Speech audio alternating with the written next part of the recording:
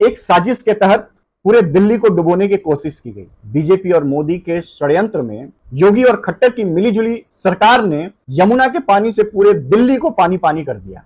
लेकिन सवाल यह भी है कि यह साजिश किसने की? क्या ये इल्जाम जो पीएम और बीजेपी पे लग रहे हैं उसमें हकीकत कितनी है? ये लाइव प्रूफ और डेटा के साथ जानने और समझने की कोशिश करेंगे। ये भी जानने और समझने की कोशिश करेंगे कि यमुना के पानी से सिर्फ दिल्ली ही पानी पानी नहीं हुई है, चाहे वो केंद्र सरकार हो या स्टेट गवर्नमेंट हो, दोनों ही गवर्नमेंट कैसे पानी पानी हो गए हैं इसको भी समझने की कोशिश करेंगे, क्योंकि नेता लोगों का ब्लेम गेम चालू है। इस बात की फिक्र नहीं है कि दिल्ली में डूबते हुए घर और उनके लोगों को कैसे बचाया जाए, कैसे राहत पहुंचाया जाए।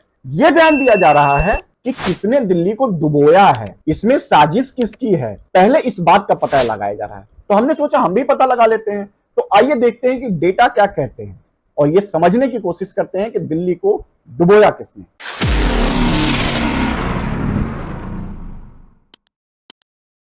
क्या रहा है केजरीवाल? बताइए क्या कर रहा है केजरीवाल? ये जो गरीब लोग जो मारे मारे फिर रहा है, कुछ कर रहा है केजरीवाल? ना टेंट लगवाया, 3-4 दिन से देख रही हूँ पन्नी में रह रहे हैं, मच्छर काट रहे बच्चों को, ना कोई लाइट लगवाया, एक टॉयलेट लगवा दिया वो भी सड़ा के रख दिया है। प्रणाम दोस्तों, का हाल बा?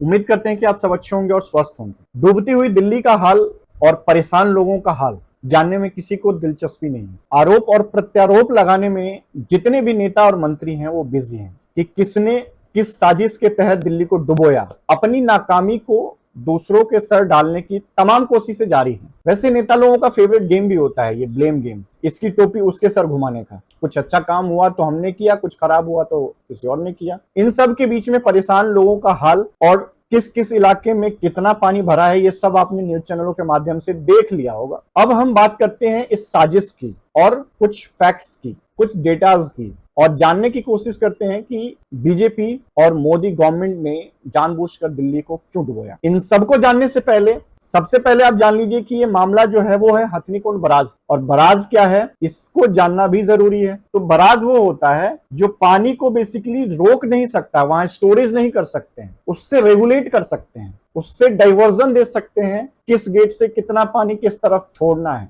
और अगर बहुत ज्यादा हैवी बारिश के कारण, बाढ़ के कारण पानी उस रास्ते से आ रहा है तो ऐसा नहीं है कि गेट बंद करके वहां पानी को रोका जा सके। कनेक्टेड नदियां होती हैं बराज से, और उसके साथ साथ कुछ ब्रांचेज होते हैं बराज से कनेक्टेड, जिसको कि नहर बोल सकते हैं। कुछ नहर काफी पतली होती हैं और ये नहर के थ्रू बराज से पानी को डाइवर्ट करके खेतों तक पहुंचा के सिंचाई का काम किया जाता है। ये हो गया बराज। दूसरा होता है डैम। डैम में काफी मात्रा में पानी को स्टोर करके रखने की व्यवस्था होती है, पूरा बांध और बहुत ही बड़ा वहां पे इक्विपमेंट और पूरा सिस्टम लगा होता है, जिसके तहत वहां भी गेट होते हैं और पानी को वहां से भी रेगुलेट किया जाता है, वहां से भी मूवमेंट दिया जाता है, लेकिन वहां पानी को रोक के रखा जा सकता है। वहां पे स्टोरेज की क्षमता काफी बड़ी बड़ी होती है और वहीं से बिजली उत्पादन का भी काम होता है। अब हम चलते हैं बराज पे कि ये जो हथनीकुंड बराज है वो कैसा दिखता है, कहाँ है और किस किस डायरेक्शंस में इसके वाटर के फ्लोज हैं, और क्यों वहां से नरेंद्र मोदी के कहने पे खट्टर सरकार और यूपी गवर्नमेंट ने मिलके दिल्ली को डुबोया। तो उसके लिए पहले हम गूगल मैप पे चलते हैं। तो ये आपका है हथनीकुंड बराज, यमुना नदी, जैसे कि आप देख रहे हैं सीधा जो है ये यमुना नदी है जो दिल्ली को होते हुए आगे बंगाल की खाड़ी में निकल जाती है यमुना। ये बराज जो आप देख रहे हैं, जो मेन बैरिकेडिंग है, जहाँ पे गेट्स लगे होते हैं, कितने गेट्स खोल के पानी के फ्लो को कंट्रोल करना है। बहुत कम एरिया होता है जहाँ पानी को थोड़ी देर के लिए रोक सकते हैं, अगर बाढ़ का पानी बहुत ज्यादा आ गया तो उसे रोका नहीं जा सकता। अब आप एक वीडियो देखिए जिसके तहत ये इल्जाम लगाया जा रहा है कि सिर्फ यमुना के तरफ दिल्ली को जो जाती है उधर ही पानी छोड़ा गया है, बाकी दो रास्तों को बिल्कुल सूखा रखा गया है, उधर पानी दिया ही नहीं गया। आज हम खड़े हैं हरियाणा के हथनीकुंड बैराज पर, जो हल्का जगाधरी में पड़ता है। मैं आपको दिखाना चाहता हूँ कि ये हथनीकुंड बैराज है, ये जो पानी है सारा दिल्ली की तरफ जा रहा है यहाँ से। साथ ही मैं आपको दिखाऊंगा कि यहाँ पे इससे एक पानी और डाइवर्ट किया जा सकता है। ये जो पानी है ये यूपी की साइड, कानपुर साइड एक नहर जाती है, तो उसमें ये डाइवर्ट किया जा सकता है। सारा पानी दिल्ली की तरफ जा रहा है। अब मैं आपको दिखा, हम देखते हैं कि क्या इधर जो कानपुर की तरफ यूपी में जो नहर जाती है उसमें भी पानी है।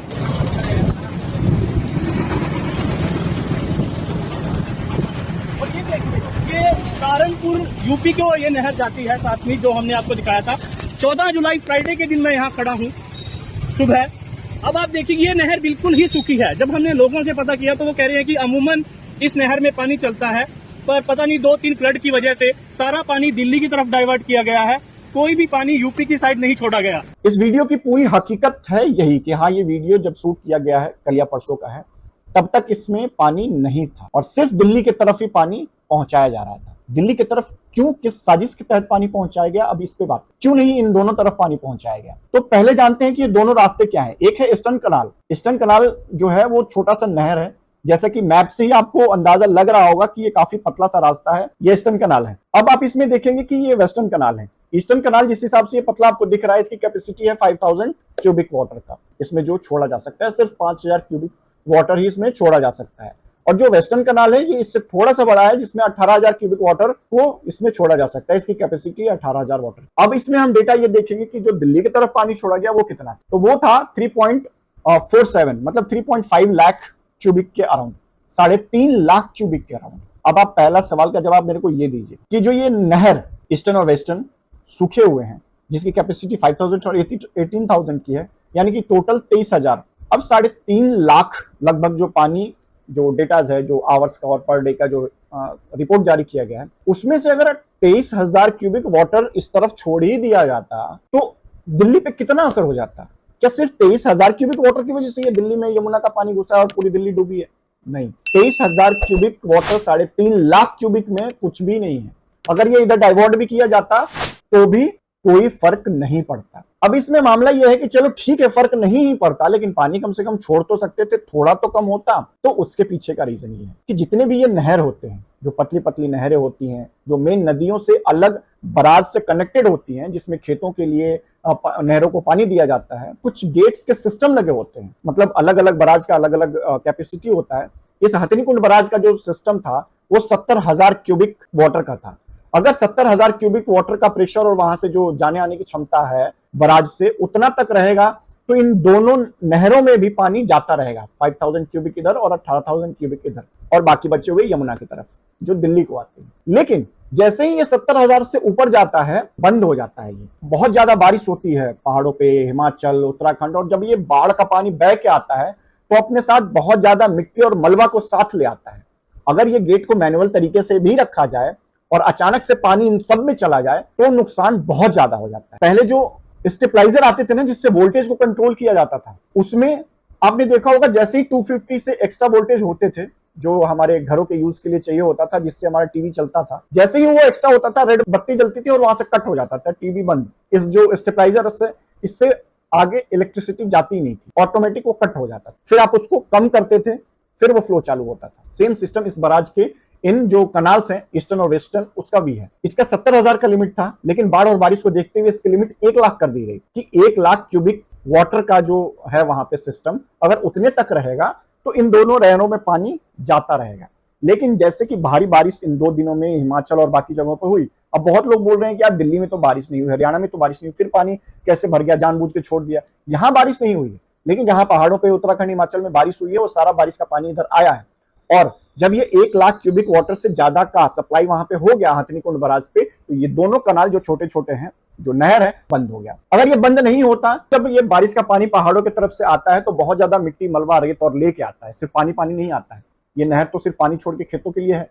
अब जब मिट्टी और इतनी सारा मलबा आता है तो ये जो छोटी छोटी नहरें हैं, इनकी कैपेसिटी नहीं होती है कि ये पूरे मलबे के साथ उधर पानी को फ्लो दे सके, तो मलबा फंसने के बाद भी ये रास्ता बंद हो जाता है। किसी भी हालत में इन दोनों नहरों में पानी का जब इतना लोड होता तो वो नहीं झेल पाता, वो नहीं जा पाता पानी उधर। हर हाल में पानी यमुना के होते हुए दिल्ली तक आना था, ये सिस्टम हुआ। जैसे ही 1 लाख क्यूबिक वाटर के आसपास का वहां का लेवल आया है, वो दोनों गेट खुल गए और वो दोनों नहरों में पानी जाने लगा है। अब ये इतना अचानक से क्यों हो गया, इसके पीछे का रीजन है इलीगल कंस्ट्रक्शन जितने भी नदी के किनारे होते हैं, चाहे वो दिल्ली में हो या तमाम जगह पे हो। इस पे किसकी क्या गलती है वो आप और हम मिलकर डिसाइड नहीं कर सकते कि इसमें सबकी गलती है, चाहे गवर्नमेंट की हो, इलीगल कंस्ट्रक्शंस की हो, हमारे द्वारा फैलाए हुए प्रदूषण और कचरे की हो जो यमुना और तमाम तरह की नदियों में जाता है, चाहे वो उन सरकारों की भी हो जो यमुना को इतने सालों से साफ नहीं कर पाए। ये सब का रीजन यही है कि इतने लंबे सफर को यमुना तय करके और पूरे शहर में पानी फैल गया। ये 2 चीजें हो गई। तीसरा हम चलते हैं कि पानी का डेटा कितना कितना बराज से छोड़ा गया। उसके लिए हम बराज के ऑफिशियल साइट पे चलते हैं। बराज के ऑफिशियल साइट पे अगर हम जाएंगे तो आप देख सकते हैं ये वाटर डिपार्टमेंट का हरियाणा गवर्नमेंट की साइट है, जिसमें वाटर लेवल कितना है बराज पे, कितना पानी किस तरफ छोड़ा जा रहा है, इस सब का डिटेल है। इस तरफ आप देखेंगे बराज डिस्चार्ज डिटेल है, जो मेन डिस्चार्ज कितना हो रहा है, अभी 40,000 क्यूबिक्स का जो वहां से पानी का फ्लो है वो हो रहा है। अब इसमें ईस्टर्न कैनाल खुल चुका है क्योंकि 1 लाख से कम आ चुका है, यहाँ देख रहे हैं जैसे कि 40,000 है, 1 लाख से कम आ चुका है। तो ईस्टर्न वाले जो पतली वाले जो नहर है उसमें भी पानी जाने लगा है। सीधे आप नीचे आएंगे तो ये देख सकते हैं ये जो मेन बराज है इसमें 18 गेट्स हैं टोटल। अभी कितने खुले हैं कितने बंद हैं इसकी डेटा आपको लाइव मिल जाएगा। डेटा कहीं से कोई छुपा नहीं है। ट्विटर पे आके प्रेस कॉन्फ्रेंस पे आके एक दूसरे को इल्जाम लगाने से कोई मतलब नहीं है। सीधे जाके डेटा देखो आपको पता चल जाएगा। ये जो आप देख रहे हैं हथनीकुंड बराज, इसमें जो ये गेट्स हैं वो टोटल 18 गेट्स हैं यहाँ पे, और इसी के थ्रू पानी दिल्ली में छोड़ा गया था। अब पानी चूंकि 1 लाख क्यूबिक से कम हो गया है तो उन दोनों नहरों में भी थोड़ा थोड़ा छोड़ा जा रहा है और यमुना की तरफ भी थोड़ा छोड़ा जा रहा है। अब आप ये देख सकते हैं ईस्टर्न कैनाल जिसके मैं बोल रहा हूँ बहुत पतला सा रास्ता है, सिर्फ 4 गेट है, वो सिंचाई के लिए वाटर इसमें दिया जाता है। ये है पूरा सिस्टम। अब इस सिस्टम के तहत कौन सी साजिश की गई है वो आप खुद डिसाइड कर लेना। मैंने फैक्ट्स रख दिए, चाहे वो बराज के साइड पे जाके उनके वाटर फ्लो को दिखाना, वहां पे आप देख सकते हैं कि डेली जो लिमिट्स हैं कितना पानी कहां छोड़ा गया उसका पूरा रिकॉर्ड होता है डे बाय डे। 8 तारीख को 9 तारीख को किस बराज से ईस्टर्न से कितना छोड़ा गया, वेस्टर्न से कितना छोड़ा गया, यमुना में कितना छोड़ा गया, इसका पूरा रिकॉर्ड है। और ये लाइव कितने गेट कब क्या खुले हुए हैं सबका पूरा डेटा आप देख सकते। ये क्लियर हो गया। दूसरी चीज की ये अभी वक्त नहीं था ये डिस्कस करने का कि किसने दिल्ली को डुबोया। ये अभी समय था कि जो डूब रहे हैं उनके लिए राहत कार्य को तेज करने का। अब बात जब आती है कि भैया दिल्ली के लिए आपने बाढ़ आई उसके लिए क्या करा, तो जवाब आता है कि हमने गृह मंत्री को अमित शाह को चिट्ठी लिख के इस बात की जानकारी दे दी है और परिस्थितियों को उनको बता दिया है। ये एक्शन लिया गया है दिल्ली गवर्नमेंट के थ्रू। दूसरा सवाल किया जाता है कि जो राहत कैंप लगाए गए हैं बाढ़ में फंसे लोगों को निकाल के लाने के लिए, उन राहत कैंपों पे पीने का पानी और बिजली की कोई व्यवस्था नहीं है, उसके लिए आप क्या काम कर रहे हैं। तो जवाब आता है कि हमने चिट्ठी लिख के यूपी गवर्नमेंट को, क्योंकि नोएडा से पास है उधर राहत कैंप जो लगाए गए हैं, तो यूपी गवर्नमेंट को हमने बोला है कि पानी और बिजली की व्यवस्था कृपया करके कर दी जाए। ये हुआ दिल्ली सरकार का दूसरा काम। तीसरा पूछा जाता है कि जो लोग वहां घरों में फंस गए हैं, बहुत सारे लोगों ने ये देखा है जो रिपोर्टर्स गए हैं कि लोगों को वहां निकालने के लिए कोई जल्दी नहीं आ रहा है। कोई मंत्री एमएलए विधायक तो छोड़िए कोई पहुंच नहीं पा रहा है, तो उनको निकालने के लिए आप क्या व्यवस्था कर रहे हैं। तो दिया जाता है कि सेंट्रल गवर्नमेंट को हमने पत्र लिख दिया है, एनडीआरएफ और कुछ फौज के जवानों को हमारी सहायता के लिए भेज दिया जाए और हमने परिस्थिति से अवगत करा दिया है। तीसरी चिट्ठी लिख दी गई। चौथी चिट्ठी तब लिख दी गई जब ये बोला गया कि भैया ये पूरा का पूरा जो सिस्टम जो तैयार हुआ है, इस बाढ़ का हालात जो बना है, इसके लिए आपने तैयारी कैसे की है। हमने हफ्ते दिन पहले ही चिट्ठी लिखकर प्रधानमंत्री नरेंद्र मोदी और गृह मंत्री अमित शाह को इस बात की जानकारी दी थी कि यमुना में पानी जो है वो खतरे के निशान से ऊपर बढ़ रहा है, तो आप इस चीज के लिए तैयार रहिए। हमने उनको अवगत करा दिया था, लेकिन अभी तक चिट्ठी का जवाब नहीं आया है। क्यों हुआ?